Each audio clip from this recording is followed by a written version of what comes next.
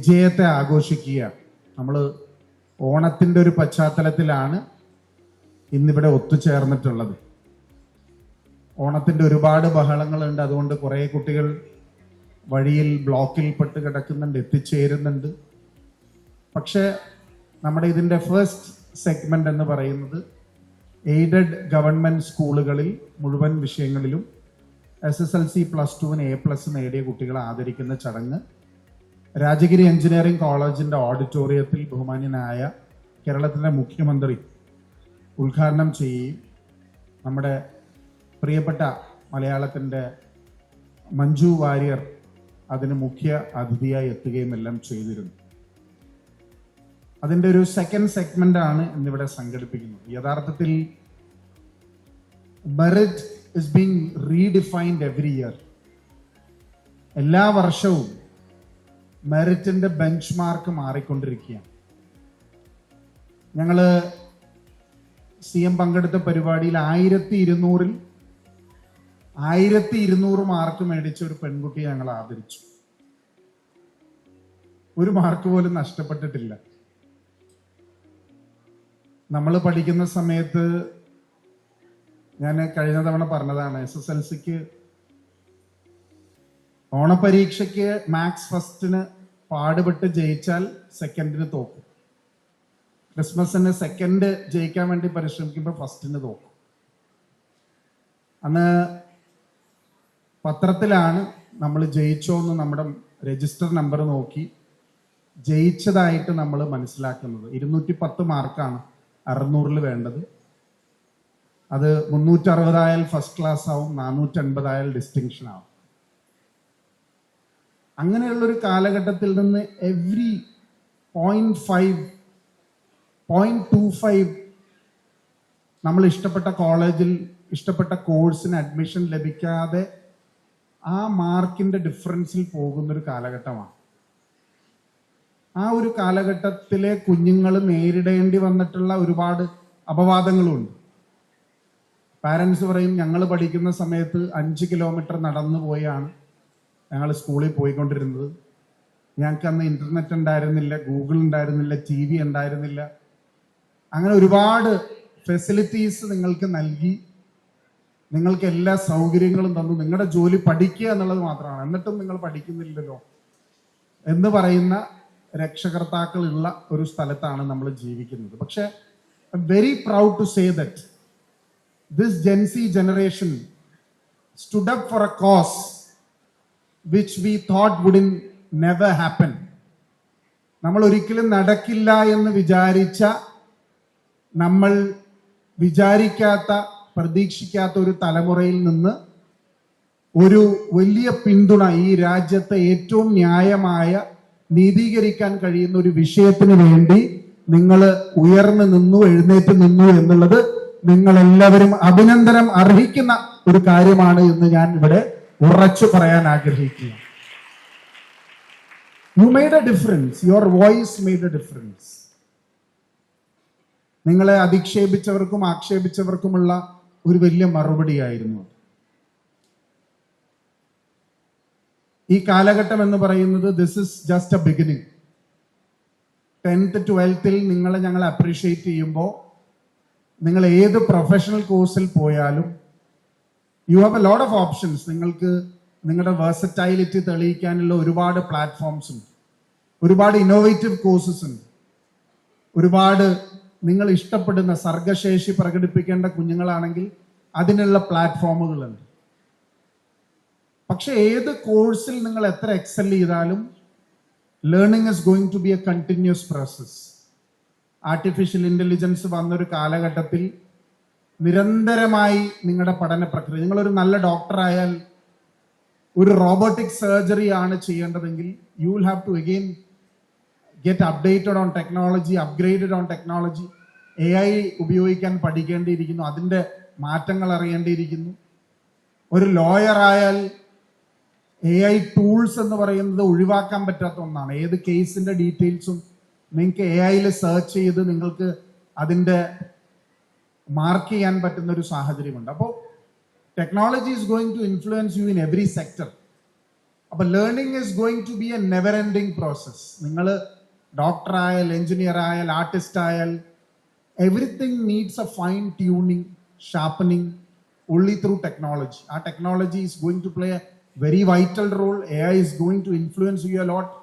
അതിലെല്ലാം നിങ്ങളുടേതായ കരുത്ത് നിരന്തരമായി തെളിയിച്ച് പഠിച്ച് അവസാനം വരെ പഠിക്കേണ്ട ഒരു സാഹചര്യത്തിലേക്ക് നിങ്ങൾ കടക്കുകയാണ്. ഇന്ന് നമ്മുടെ ബഹുമാന്യനായ ഏവിയേഷൻ മിനിസ്റ്റർ ശ്രീ രാംമോഹൻ നായിഡു ഇവിടെ ഉണ്ടായിരുന്നു. He was talking about the future. നമ്മളിപ്പോ ഇനി ഉള്ള സമയത്ത് ഡ്രോണും എയർ ടാക്സീസും ഉപയോഗിക്കുന്നതിനെ കുറിച്ച് പറയായിരുന്നു. എങ്ങനെ ടെക്നോളജിയും എയും നമ്മളെ ഇൻഫ്ലുവൻസ് ചെയ്യാൻ പോകുന്നത് പറയായിരുന്നു. അപ്പോൾ it's going to be a new world.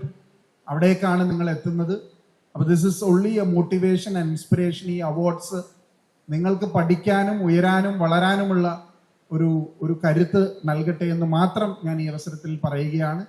നിങ്ങളുടെ പാഷൻ ഫോളോ ചെയ്യാം. നിങ്ങൾ ഇനിയുള്ള കാലത്ത് നിങ്ങൾ ഒരു ആർട്ടിസ്റ്റ് ആണെങ്കിൽ നിങ്ങൾക്ക് വരയ്ക്കാൻ കഴിവുള്ള, പാടാൻ കഴിയുന്ന, നൃത്തം ചെയ്യാൻ കഴിയുന്ന, എല്ലാത്തിനും ഒരുപാട് അൺഎൻഡഡ് ഓപ്പർച്യൂണിറ്റീസ് ഉള്ള ഒരു ലോകത്തേക്കാണ് ടെക്നോളജി ഉപയോഗിച്ച് നിങ്ങൾക്ക് പോകാൻ കഴിയുന്നത്, സോഷ്യൽ മീഡിയ ഉപയോഗിച്ച് നിങ്ങൾക്ക് വളരാൻ കഴിയുന്നത്. അത് പരിപൂർണമായി നിങ്ങൾ പ്രയോജനപ്പെടുത്തണമെന്ന് മാത്രം ഈ അവസരത്തിൽ പറഞ്ഞുകൊണ്ട്, ഈ ഓണത്തിൻ്റെ തിരക്കിലും വലിയ നഗരത്തിൻ്റെ ഗതാഗത കുരുക്കിലും അതെല്ലാം മാറ്റി നിർത്തി ഇവിടെ എത്തിച്ചേർന്നിട്ടുള്ള മുഴുവൻ പാരൻസിനെയും, താഴെ ഒരുപാട് പാരൻസ് ഇവിടെ ഉണ്ട്. They have done a lot of hard work, they have sacrificed a lot. നിങ്ങൾ പഠിക്കാനും നിങ്ങൾക്കുള്ള സ്പേസ് ക്രിയേറ്റ് ചെയ്യാനും അതിന് അവരോടുള്ള നന്ദി പറയുന്നു. നിങ്ങളെല്ലാവരെയും ഹൃദയത്തിന്റെ ഭാഷയിൽ അഭിനന്ദിക്കാൻ ഈ അവസരം വിനിയോഗിക്കുകയാണ്. ഈ ചടങ്ങിന്റെ ഔപചാരികമായ ഉദ്ഘാടനം നിർവഹിക്കുന്നതിനായി ഒരു ഷോർട്ട് നോട്ടീസിലാണ്, കണ്ണൂർ സ്വദേശിനിയാണ്, ഇന്ന് ഓണമായിട്ട് തിരികെ നാട്ടിൽ പോകാനിരുന്നതാണ്. ഞാൻ യഥാർത്ഥത്തിൽ ഒരു ദിവസം മുമ്പാണ് ഈ പ്രോഗ്രാമിനെ കുറിച്ച് പറഞ്ഞത്. ആ പ്രോഗ്രാം നേരത്തെ ജനറൽ ഹോസ്പിറ്റൽ നമ്മുടെ ഇൻവിറ്റേഷനിൽ നമ്മുടെ ഒരു ഡയറ്ററി ബ്ലോക്ക് അതിൻ്റെ ഫൗണ്ടേഷൻ സ്റ്റോണിന് വന്നിരുന്നു. ഇന്ന് വീണ്ടും നമ്മളുടെ ഇടയിൽ വളരെ പ്രധാനപ്പെട്ട ഒരു കോസിന് വേണ്ടി എത്തിച്ചേർന്നു. നിങ്ങൾക്ക് എല്ലാവർക്കും വേണ്ടി നിഖില വിമലിനോടുള്ള എൻ്റെ ഹൃദയം നിറഞ്ഞ നന്ദി അറിയിച്ചുകൊണ്ട് ഈ ചടങ്ങ് ഔപചാരികമായി ഉദ്ഘാടനം ചെയ്യുന്നതിന് അവരെ ക്ഷണിക്കുന്നു. ആദ്യം തന്നെ എല്ലാവർക്കും ഒരു ബിഗ് കൺഗ്രാറ്റുലേഷൻസ്. നിങ്ങളുടെ ലൈഫിലോ 2 മൈൽ സ്റ്റോണുകൾ, ലൈക്ക് 10th സ്റ്റാൻഡേർഡ് പാസ്സായവർക്ക് ഒരു മൈൽ സ്റ്റോൺ, +2 പാസ്സായവർക്ക് 2 മൈൽ സ്റ്റോൺസ് നിങ്ങൾ കടന്നു വന്നിരിക്കുകയാണ്. സോ അതിന് ഫസ്റ്റ് ഓഫ് ഓൾ കൺഗ്രാറ്റുലേഷൻസ്. ഒരു ചെറിയ കാര്യമല്ല, കാരണം എല്ലാ കാലത്തും 10ാം ക്ലാസ് അല്ലെങ്കിൽ +2 എന്ന് പറയുന്നത് അത് മറികടക്കുക എന്ന് പറയുക, അല്ലെങ്കിൽ അത് മറികടക്കുന്നതാണ് ഏറ്റവും വലിയ ബിഗ് ടാസ്ക് എന്ന് നമ്മളൊക്കെ ഒരു പ്രായത്തിൽ വിശ്വസിച്ചിരുന്നു. കാരണം ഞങ്ങൾ എല്ലാവരെയും എല്ലാ കാലത്തും പറഞ്ഞ് പേടിപ്പിച്ചിരുന്നത് 10th പാസ്സാവുക, അല്ലെങ്കിൽ 10th നല്ല മാർക്ക് വാങ്ങിക്കുക, +2 നല്ല മാർക്ക് വാങ്ങിക്കുക എന്നുള്ളത് തന്നെയാണ്. അപ്പോൾ അത് ആ ഒരു പ്രായത്തിൽ അതൊരു അച്ചീവ്മെൻ്റ് ആണ്. അത് നിങ്ങളുടെ ലൈഫിൽ ഒരു മൈൽ സ്റ്റോൺ ആണ്. പിന്നീട് അങ്ങോട്ട് നിങ്ങൾക്ക് അത് നിങ്ങളുടെ ഹയർ സ്റ്റഡീസിന് എങ്ങനെ ഹെൽപ്പ് ആവുന്നു എന്നുള്ളതിൽ കവിഞ്ഞിട്ട് അതെങ്ങനെ ഹെൽപ്പ് ചെയ്യുമെന്ന് ചോദിച്ചു കഴിഞ്ഞാൽ എനിക്കറിയില്ല. ബിക്കോസ് ഞാൻ എഡ്യൂക്കേഷണൽ ഇതിൽ പോയിട്ടുള്ള ഒരാളല്ല. ഞാൻ എൻ്റെ ഫീൽഡ് ആർട്ടാണ്, ഞാൻ ചൂസ് ചെയ്തതും ആർട്ടാണ്. അപ്പം എനിക്ക് വിദ്യാഭ്യാസപരമായി അതിനെപ്പറ്റി വലിയ അഡ്വൈസ് തരിക എന്ന് പറയുന്നത് തന്നിട്ടും പ്രത്യേകിച്ച് കാര്യമില്ല. കാരണം ഞാൻ ചെയ്യാത്തൊരു കാര്യത്തിനെ പറ്റിയിട്ട് ഞാൻ അഡ്വൈസ് ചെയ്യാൻ പാടില്ല എന്നാണ് ഞാൻ വിശ്വസിക്കുന്നത്. പക്ഷേ കുറച്ച് അങ്ങോട്ടേക്ക് പോകുമ്പോൾ കുറച്ചും കൂടെ ഡിഫിക്കൽട്ടാണ് ലൈഫ് എന്ന് പറയുന്നത്. അപ്പം അത് എക്സ്പീരിയൻസ് ചെയ്തിട്ടുള്ള ഒരാൾ എന്നുള്ള രീതിയിൽ എനിക്ക് ഇപ്പം എനിക്ക് തോന്നുന്നു നിങ്ങളെല്ലാവരും മറ്റേ ജയിക്കണം അങ്ങനെ ഒരു തോട്ടിൽ ജീവിക്കുന്ന ആൾക്കാരായിരിക്കും. നമ്മൾ 10ാം ക്ലാസ് ജയിക്കണം, അല്ലെങ്കിൽ പഠിക്കണം, +2 ജയിക്കണം, നമ്മൾ അത് ചെയ്യണം, അല്ലെങ്കിൽ നമ്മൾ ജയിക്കണം, അത് മാത്രമായിരിക്കും നമ്മുടെ ഒരു തോട്ട് പ്രോസസ്സ് എന്ന് പറയുന്നത്. നമ്മൾ പെട്ടെന്ന് നമ്മൾ ഏതെങ്കിലും ഒരു കാര്യത്തിൽ, അത് വിദ്യാഭ്യാസം ആയിരിക്കണമെന്നില്ല, നമ്മുടെ ലൈഫിൽ പോലും നമ്മൾ എവിടെയെങ്കിലും തോറ്റു പോവുകയാണെങ്കിൽ നമ്മൾ എന്ത് ചെയ്യും എന്ന് നമ്മൾ ആലോചിക്കാറുണ്ടോ? എനിക്കറിയില്ല നിങ്ങൾ എത്രത്തോളം പേര് അത് ആലോചിക്കാറുണ്ട് എന്നുള്ളത്. അല്ലെങ്കിൽ തോറ്റുപോയ മനുഷ്യരെ പറ്റിയിട്ടും നമ്മൾ കൺസിഡർ ചെയ്യണം എന്നുള്ള ഒരാഗ്രഹമുള്ള ഒരാളാണ് ഞാൻ. ഓക്കെയാണ് ലൈഫിൽ എപ്പോഴെങ്കിലുമൊക്കെ തോക്കുന്നത്. കാരണം അങ്ങനെ എവിടെയെങ്കിലുമൊക്കെ നമ്മൾ ഫെയിൽ ആവുമ്പോൾ മാത്രമേ നമുക്ക് കുറച്ചും കൂടി നന്നായി ബെറ്ററായിട്ട് ലൈഫിനെ കാണാൻ പറ്റുള്ളൂ. നമ്മളിപ്പോൾ കാണാം ഒരുപാട് കുട്ടികൾ തോറ്റുപോയി എന്നുള്ള വിഷമത്തിൽ ജീവിക്കുന്ന ഒരുപാട് പേരുണ്ട്, അല്ലെങ്കിൽ ലൈഫിൽ എന്നും ആയില്ല എന്ന് വിഷമിക്കുന്ന ഒരുപാട് ആൾക്കാരുണ്ട്. പക്ഷെ എന്തെങ്കിലുമൊക്കെ നിങ്ങളാവും, നിങ്ങൾ കോൺസ്റ്റൻ്റ് ആയിട്ട് ട്രൈ ചെയ്തുകൊണ്ടിരുന്നു കഴിഞ്ഞാൽ നിങ്ങൾ എന്തെങ്കിലുമൊക്കെ ആവും എന്നുള്ളതും ഉണ്ട്. അപ്പം വിദ്യാഭ്യാസപരമായിട്ട് എന്ന് പറഞ്ഞാൽ 10th +2 എന്ന് കഴിഞ്ഞാലും ഒരു ലൈഫുണ്ട്. ആ ലൈഫിനെ നിങ്ങൾ കറക്റ്റായിട്ട് ചൂസ് ചെയ്യുക എന്നുള്ളതുണ്ട്. നിങ്ങൾക്ക് എന്ത് വേണമെന്നുള്ളത് നിങ്ങൾ റൈറ്റ്ലി ചൂസ് ചെയ്യുക എന്ന് പറയുന്നത് വളരെ വളരെ ഇമ്പോർട്ടൻ്റ് ആണ്. അത് എന്തായിക്കോട്ടെ, ഇപ്പം നമ്മുടെ മുന്നിലിരിക്കുന്ന കുട്ടികളിൽ എനിക്ക് തോന്നുന്നു ഒരുപാട് പേര് എഡ്യൂക്കേഷണലി ഒരു വെൽ ഓഫ് ആവാൻ സാധ്യതയുള്ള കുട്ടികളാണ്. അല്ലെങ്കിൽ കുറച്ച് പേര് എന്നെ പോലെ സിനിമയിലേക്ക് വരാം, അല്ലെങ്കിൽ കുറച്ച് പേര് പൊളിറ്റീഷ്യൻസ് ആവാം, കുറച്ച് പേര് മറ്റെന്തെങ്കിലും ഒരു ഫീൽഡ് തിരഞ്ഞെടുക്കാം, ആർട്ടിസ്റ്റുകളാവാം.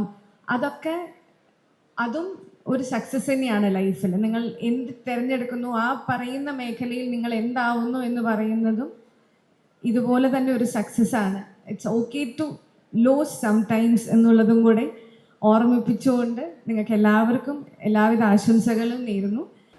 എറണാകുളം പാർലമെന്റ് നിയോജക മണ്ഡലത്തിലെ 7 അസംബ്ലി നിയോജക മണ്ഡലത്തിലെ വിവിധ വിദ്യാലയങ്ങളിലെ വിദ്യാർത്ഥികളെയാണ് ബഹുമാനായ MP അവാർഡിനായി തെരഞ്ഞെടുത്തത്. നമുക്കറിയാം, ഞങ്ങളെ പോലെയുള്ള ജനപ്രതിനിധികളെ സംബന്ധിച്ചിടത്തോളം അദ്ദേഹത്തിന്റെ പ്രവർത്തനം എന്നും മാതൃകാപരമാണ്. നമ്മുടെ വിദ്യാർത്ഥികളെ സംബന്ധിച്ചിടത്തോളം അവരെ നല്ല മാർക്ക് വാങ്ങി പാസ്സായാൽ അവരെ അനുമോദിക്കുക എന്നുള്ളത് കേരളത്തിൽ ആദ്യമായി ആരംഭിച്ചത്, എന്റെ അറിവ് ശരിയാണ്, IB ഈഡൻ MLA ആയിരിക്കുമ്പോഴാണ്. പിന്നീടാണ് കേരളത്തിലെ എല്ലാ നിയോജക മണ്ഡലങ്ങളിലും MLA-മാർ ആ പരിപാടി ഏറ്റെടുത്ത് നടത്തുന്നത്. ഇന്ന് പാർലമെന്റ് അംഗം എന്നുള്ള നിലയിൽ അദ്ദേഹം ഈ ദൗത്യം പൂർണ്ണമായി വിദ്യാർത്ഥികൾക്ക് പ്രോത്സാഹനം നൽകുന്ന നടപടികളുമായി മുന്നോട്ട് പോവുകയാണ്. അതിന്റെ ഭാഗമായിട്ടാണ് ഇന്ന് ഈ സെന്റ് തെരേസസ് കോളേജിന്റെ ഓഡിറ്റോറിയത്തിൽ ഈ പാർലമെന്റ് നിയോജക മണ്ഡലത്തിലെ ICSE, CBSE 10ാം ക്ലാസ്സിലെയും 12ാം ക്ലാസ്സിലെയും ഉയർന്ന മാർക്ക് വാങ്ങിയ മിടുക്കന്മാരും മിടുക്കികളുമായ വിദ്യാർത്ഥികളെ ആദരിക്കുന്ന ചടങ്ങാണ് ഇവിടെ നടത്തുന്നത്. ഈ ചടങ്ങ് നടത്താൻ നേതൃത്വപരമായ പങ്ക് വഹിക്കുന്ന ബഹുമാനായ MP-യെ നിങ്ങൾക്ക് എല്ലാവർക്കും വേണ്ടി ഞാൻ ആദ്യമായി അനുമോദനത്തിന്റെ പൂച്ചെണ്ടുകൾ ഇറക്കി. നല്ലൊരു കയ്യടി അദ്ദേഹത്തിന്.